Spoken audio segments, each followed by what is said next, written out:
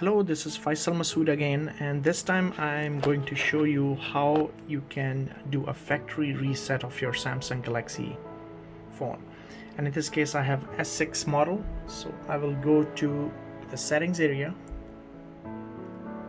From there I will go to the general management, and at the bottom you can see there is an option for reset. If you go there, you have different choices. You can just reset the settings, which is more of like a soft reset. It just wipes out your some of the settings, but your personal data and most of the settings are kept. Another way is to reset the network settings, which basically resets your Wi-Fi, mobile data, and Bluetooth settings.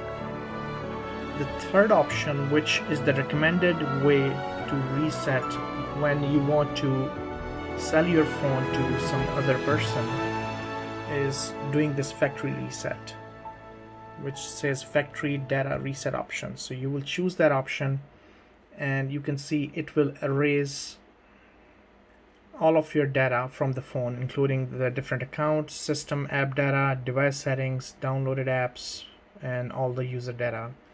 So you can click reset device, and then it will ask you for the password, the one you use to encrypt or log into the computer, and then it will start the reset process. Thanks for watching.